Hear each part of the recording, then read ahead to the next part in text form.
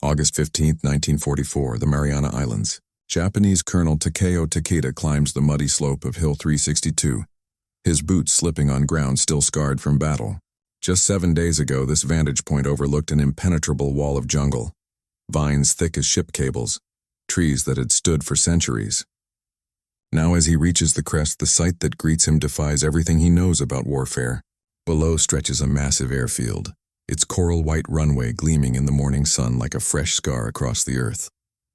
The roar of bulldozers still echoes across the valley, American machines that never rest, never tire, pushing back what remains of the jungle's edge. The acrid smell of hot asphalt mingles with aviation fuel and tropical decay.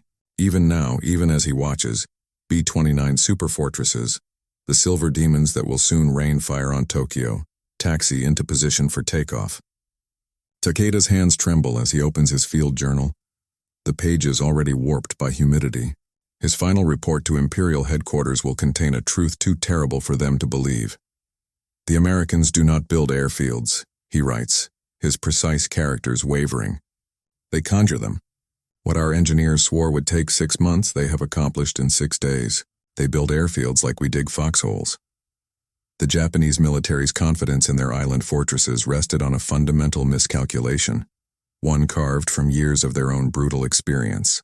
In 1941, General Hideki Tojo had dismissed American engineering capabilities with characteristic certainty. The Americans are soft, dependent on comfort. They build with machines because they lack the warrior spirit to build with hands and will. In the jungle, their machines will rust. Their comfort will become their prison. This wasn't mere propaganda. It was doctrine, codified in the Imperial Japanese Army's engineering manuals. The construction guidelines for tropical airfields, revised in 1943, stated with mathematical precision, minimum time for jungle airfield construction, 180 days. This accounts for clearing, 60 days, drainage establishment, 30 days, coral base preparation, 45 days, runway completion, 45 days. These weren't arbitrary numbers. They were written in sweat and blood across the Pacific. The Japanese knew what it took to build in these conditions. At Rabaul, it had taken 4 months just to clear enough jungle for a single fighter strip. In China, the construction of Ki-27 bases proceeded at a pace of 100 meters of runway per week, when the rains didn't wash everything away. Most telling was their experience at Henderson Field on Guadalcanal. Even using existing American preparations, it took Japanese engineers 8 months to expand the facility, fighting not just the jungle, but the coral substrate that shattered drill bits and defied excavation. The mathematics seemed irrefutable. If Japanese engineers, renowned for their ability to create the impossible with minimal resources, required half a year for basic airfield construction, surely the comfort-loving Americans, dependent on their ice cream ships and USO shows, would take even longer. The jungle would be Japan's ally, the coral their fortress, the tropical rains their defensive line.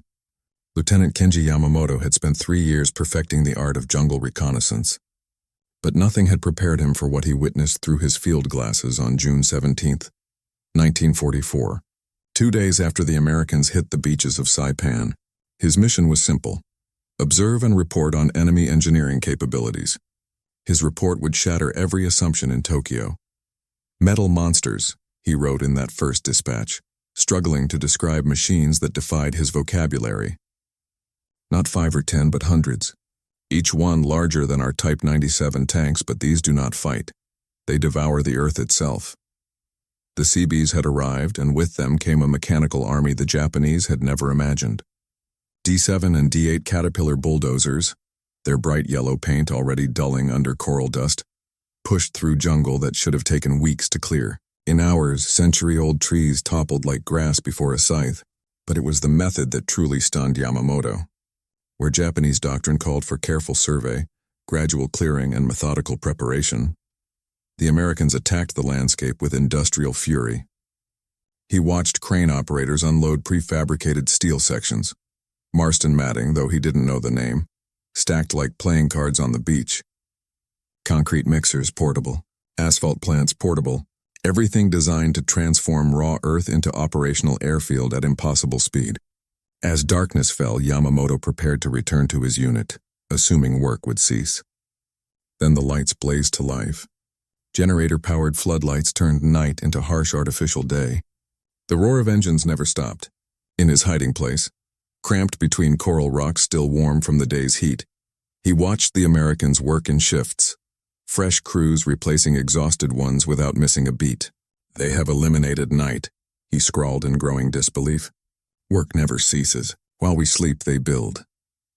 By dawn, what had been a forested hillside was a leveled platform. A swamp that would have taken Japanese engineers weeks to drain had been filled, packed, and was already supporting heavy equipment. Yamamoto's final observation that morning would prove prophetic. We prepared for an enemy that would fight for territory. Instead, they simply create new territory. How do you defend against an enemy that changes the earth itself? The reports flooding into Japanese headquarters read like science fiction, each more impossible than the last. Colonel Tadashi Sumiyoshi, Chief of Engineering Intelligence, initially marked them as enemy propaganda. By July 1944, he was marking them as catastrophic intelligence failures.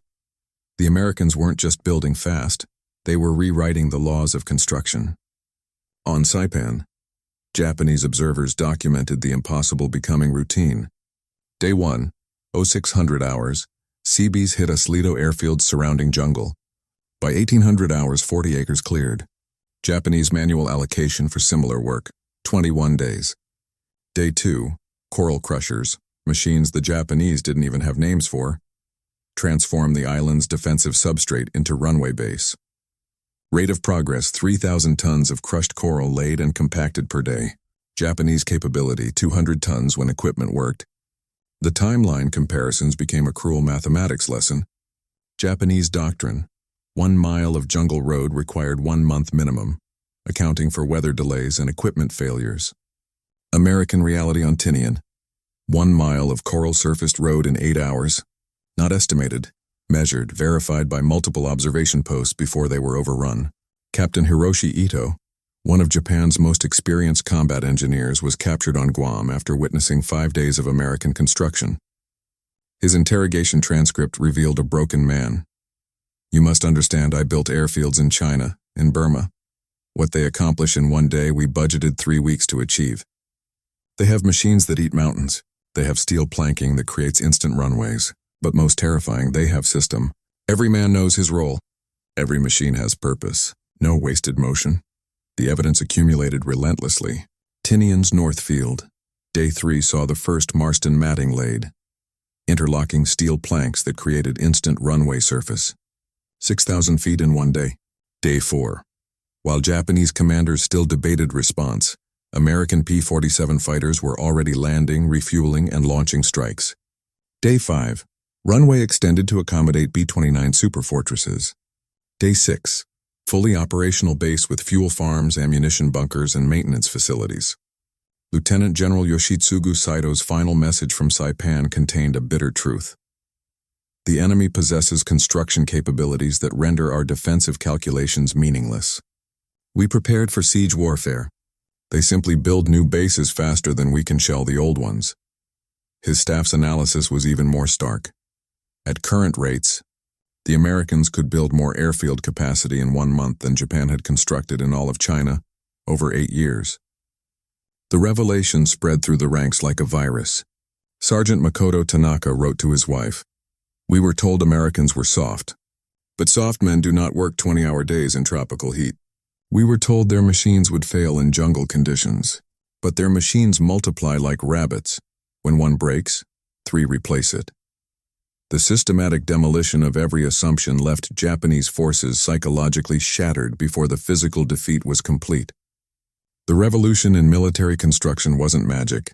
It was mass production meeting mechanical innovation. At the heart of the Seabees' earth-moving arsenal stood the Caterpillar D8 bulldozer, a 39,000-pound steel beast that redefined what humans could accomplish. With its 80,000 pounds of drawbar pull, one D8 could clear jungle at rates that defied Japanese calculations. The math was brutal. One D8 operator could move 500 cubic yards of earth per hour. The same work required 100 men with shovels laboring for 10 hours. But the D8 was just the beginning. The Americans brought an entire industrial ecosystem. Letourneau carryalls, massive earth-moving scrapers, could relocate small hills in hours. Northwest shovels bit through coral limestone like butter. Most ingenious were the portable crushing plants, engineering marvels that transformed Saipan's defensive coral substrate into construction material. These crushers, fed by conveyor belts, processed 150 tons of coral per hour, creating the perfect base material for instant runways. The Marston mat, officially PSP pierced steel planking, represented American industrial logic at its finest. Each 10-foot section weighed 66 pounds, light enough for 2 men to carry, strong enough to support a fully loaded B-29. The piercing pattern, developed through thousands of tests, provided drainage while maintaining structural integrity. Seabees could lay 5,000 feet of runway per day using this prefabricated system. Traditional construction of similar capacity required months of concrete pouring and curing. The logistics numbers revealed the true scale of American industrial might. Each airfield required approximately 10,000 tons of equipment and materials.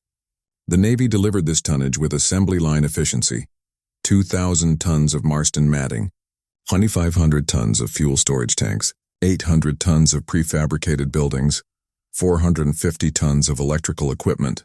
The 31st Naval Construction Battalion's equipment roster for Tinian included 35 bulldozers, 24 scrapers, 18 rollers, 12 cranes, and 93 trucks, more heavy equipment than most Japanese divisions possessed in total. Innovation happened in real time. When standard concrete proved too slow, Seabee chemists developed a coral cement formula using seawater.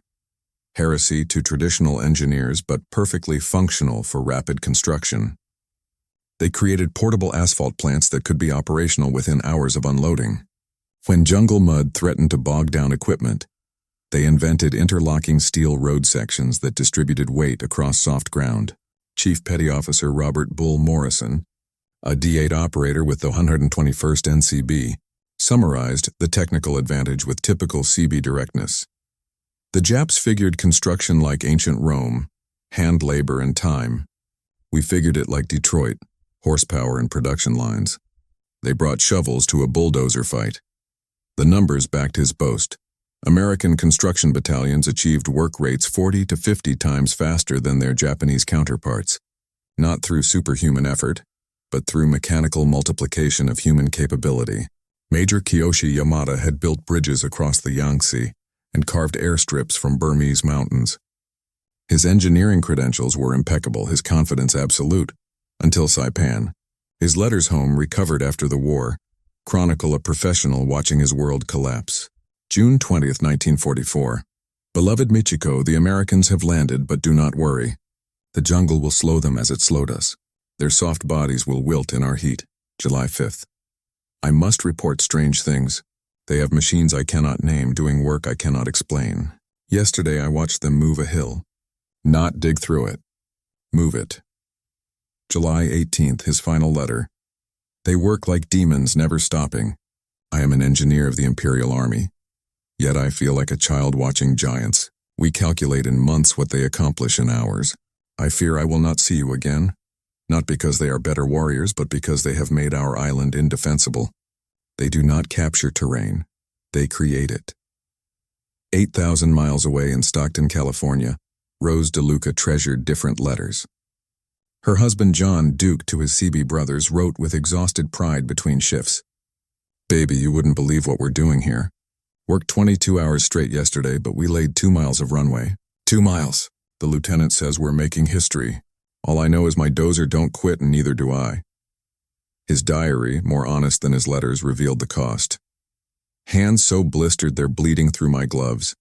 Jimmy passed out from heat exhaustion, back working 4 hours later. Japs shelled us during lunch, kept eating, kept working. Every day they tell us it's impossible. Every night we prove them wrong. The flyboys need this strip, and by God, they'll have it. We'll build a runway on Mount Fuji if they ask. Between these two warriors of different wars stood Maria Santos, 16 years old, whose family had hidden in Guam's caves when the Japanese came in 1941. Her oral history, recorded in 1994, captures a civilian's awe. For 3 years, the Japanese made us work on their airfield. Hundreds of us moving dirt in baskets, breaking rocks with hammers. Progress measured in meters per month. Then the Americans came. I thought I was dreaming. Mountains of steel arriving on the beach. Machines larger than houses eating the jungle. The sound, ay Dios mío, like thunder that never stopped. My grandfather wept, saying they brought tomorrow to our island. In 1 week they built more than we had in 3 years. But kind too. The Seabee named Tony gave us chocolate. Showed my brother how to operate a small bulldozer. After the war, Tony said, "You'll rebuild with these." He was right. They didn't just build runways, they showed us the future. 3 lives intersecting at the fulcrum of history, Yamada. Watching his world's assumptions crumble with each American bulldozer pass. Duke de Luca, embodying American industrial confidence, his body breaking but spirit unshakable. Maria Santos, witness to the transformation of not just landscape but possibility itself. In their words, despair, pride, wonder, lives the human truth of how 6 days could reshape both earth and understanding. At 0300 hours on July 30, 1944, Admiral Soemu Toyoda was awakened in his Tokyo headquarters with news that would mark the beginning of the end. Tinian's Northfield, a massive airfield complex that would eventually dwarf anything in Japan, was operational. Not partially operational, not expected to be operational, fully functional, with B-29 superfortresses already conducting engine tests on runways that hadn't existed 8 days earlier. The mathematics of doom were inescapable. When Marines had secured Tinian's beachhead on July 22nd, Japanese planners had calculated a minimum of 3 months before any significant American air operations could threaten the homeland. They based this on every known precedent, every engineering manual, every hard-won lesson of Pacific warfare. 8 days later, those calculations lay in ruins alongside Japanese strategic planning. Captain Toshikazu Omai, present at Toyota's emergency staff meeting, later recalled the admiral's face draining of color as he studied the reconnaissance photos. 6 parallel runways, each 8,500 feet long, carved from what had been jungle and sugarcane fields. Hard stands for 265 heavy bombers, fuel storage for 900,000 gallons, ammunition bunkers, repair facilities, an entire industrial complex devoted to delivering death to Japan, built faster than most armies could dig defensive positions. "Gentlemen," Toyota said quietly, "Japan now lies naked before the enemy." The room fell silent. Everyone understood. Tinian sat just 1,500 miles from Tokyo, easy range for the B-29s. The Americans hadn't just built an airfield. They had created an unsinkable aircraft carrier the size of Manhattan, perfectly positioned to reduce Japanese cities to ash. The first combat mission launched August 5th, just 14 days after the initial landing. Colonel Paul Tibbets led 72 superfortresses toward Japan, their silver wings catching sunrise as they climbed away from runways that engineering textbooks said couldn't exist. In Tokyo, air raid sirens wailed for the first time since Doolittle's symbolic raid 2 years earlier. But this was no symbol. This was the beginning of systematic destruction. Lieutenant Commander Masatake Okumiya, watching from Combined Fleet Headquarters, wrote in his diary, "Today we learned the war's outcome. Not from battle, but from bulldozers. The Americans have compressed 6 months into 6 days, and in doing so have compressed our remaining time from years to months." He was optimistic. Japan had less than a year left. The turning point wasn't marked by battleship guns or carrier planes, but by the roar of construction equipment that never stopped. In conference rooms across Japan, military leaders studied the same impossible truth. The enemy could build bases faster than Japan could respond. The war had become a race between American bulldozers and Japanese time, and the bulldozers had already won. The revelation spread through Japanese forces like a contagion, each new American airfield shattering another pillar of strategic faith. By August 1944, intercepted communications revealed an empire in psychological freefall. "The enemy builds faster than we can destroy," radioed Colonel Takashi Hirose from Peleliu. "Recommend abandoning fixed defenses. They simply build around us." His message was censored, but the truth had already metastasized through the ranks. In Tokyo, the Army Ministry launched Project Hayabusa, a desperate attempt to copy American rapid construction methods. They requisitioned every available bulldozer in Japan, 43 machines, most pre-war American models held together with wire and prayer. Colonel Saburo Hayashi, tasked with creating Japan's own construction battalions, faced impossible mathematics. America was producing 1,000 bulldozers monthly. Japan's total production capacity was 8. "We are trying to match Detroit with village blacksmiths," he reported before being relieved for defeatism. The psychological impact proved more devastating than any bombing raid. Private Yoshio Nakamura, stationed on Iwo Jima, wrote in his forbidden diary, "We spent 6 months building these tunnels, certain the Americans would dash themselves against our rocks for years. Yesterday, scouts report they built an entire port facility at Saipan in 4 days. 4 days, why are we digging? They will simply land somewhere else and build around us. We are preparing for yesterday's war." The cascade accelerated. Garrison commanders began abandoning carefully prepared positions, reasoning that mobility offered better survival chances than fixed defenses. The warrior code that had sustained Japanese forces, the belief that spirit could overcome material disadvantage, crumbled against the reality of American industrial warfare. Lieutenant Hiroshi Tanaka's letter home captured the spreading despair. "We were told one Japanese warrior was worth 10 soft Americans. But what is one warrior worth against a machine that moves mountains? We are fighting the future with the past." Even the kamikaze program, Japan's most desperate innovation, was born partly from this construction crisis. Admiral Takejiro Onishi admitted in private, "We resort to special attacks because conventional warfare has become impossible. They build bases faster than we can attack them. Only by turning our men into missiles can we hope to slow their advance.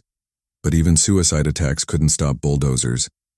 By September 1944, Japanese strategic planning had devolved into damage limitation. The decisive battle doctrine, luring Americans into climactic engagements, was replaced by simple delay. General Kuribayashi on Iwo Jima received orders reflecting the new reality. "Hold as long as possible. Every day you delay them is one less airfield built, one less runway pointed at the homeland." The empire that had conquered half the Pacific in 6 months now measured victory in hours gained, not territories held. The builders had broken the warrior's will simply by building faster than warriors could destroy. In the ruins of post-war Japan, a remarkable reversal took shape. The same military leaders who had mocked American softness now studied Seabee methods with the intensity of acolytes learning scripture. General Tomoyuki Yamashita, the Tiger of Malaya awaiting execution in Manila, offered a bitter epitaph for Japanese assumptions. "We prepared for warriors and faced engineers. We perfected the art of dying and met those who had perfected the art of building. History will show we lost not to courage but to bulldozers." The transformation was systematic and humbling. In 1946, the Allied occupation authorized Japanese access to captured American construction manuals, documents that read like science fiction to engineers trained in hand labor methods. Major Kenzo Watanabe, who had survived Saipan, led the first study group. His report was revolutionary. "We must abandon the philosophy of patience and embrace the American doctrine of speed. Time is not an ally but a resource to be conquered like any other." Former enemies became teachers. Master Chief Robert "Bull" Morrison, the same Seabee who had boasted about bringing bulldozers to a shovel fight, found himself in Yokohama in 1947, teaching Japanese construction crews. "Strange thing," he wrote home. "These guys who tried to kill us 3 years ago now take notes like eager schoolboys. Yesterday a former major bowed and thanked me for showing him how to read equipment maintenance schedules. War's funny that way." The Japanese Self-Defense Force, established in 1954, incorporated American rapid construction techniques as core doctrine. The 1st Engineer Brigade's training manual read like a Seabee playbook. "Speed is security. Every hour saved in construction is an advantage gained." Gone were references to warrior spirit overcoming material disadvantage. In their place, horsepower calculations, equipment redundancy planning, and prefabrication strategies. The economic miracle that followed wasn't coincidental. Engineers who learned to build airfields in days applied those lessons to factories, highways, and cities. Taisei Corporation, which rebuilt much of Tokyo, employed 14 former military engineers who had studied American methods. Their company motto embodied the transformation: build at the speed of change. By 1960, Japanese construction companies were competing globally, their efficiency legendary. When Kojima Corporation won the contract for San Francisco's Bay Area Rapid Transit, American engineers marveled at their speed. Few knew that Kojima's chief engineer, Hiroshi Yamada, son of Major Kiyoshi Yamada, who had watched in despair as Americans moved mountains on Saipan, had learned his trade studying captured Seabee manuals, transforming his father's defeat into Japan's resurrection. The students had not just learned from their conquerors, they had transcended them. The 6-day airfields of the Pacific forever changed how we understand power. When American forces entered Iraq in 2003, they brought descendants of those same D-8 bulldozers, building forward operating bases in 72 hours, using techniques pioneered at Tinian. The Seabee motto, "We build, we fight," had evolved into military doctrine.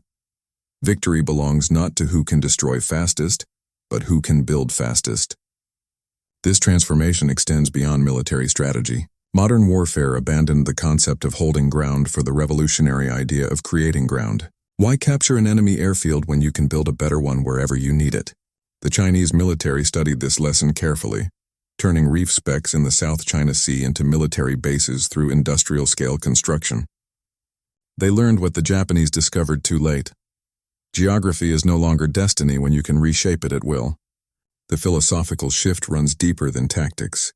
The Pacific War's construction revolution taught that industrial capacity and logistical efficiency trump warrior spirit and defensive advantage.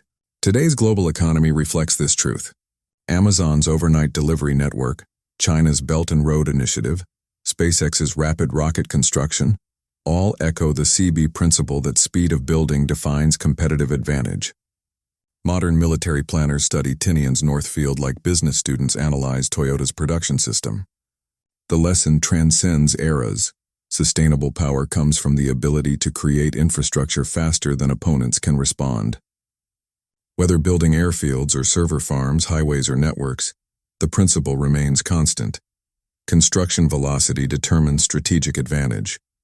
Colonel Takeda's trembling observation, "They build airfields like we dig foxholes," captures a truth that extends from wartime Pacific islands to peacetime economic competition. The nations and companies that thrive are those that learn the Seabees' fundamental lesson. In a world where change accelerates constantly, the ability to build rapidly isn't just an advantage, it's the only advantage that matters. The bulldozer, not the sword, shapes tomorrow's world.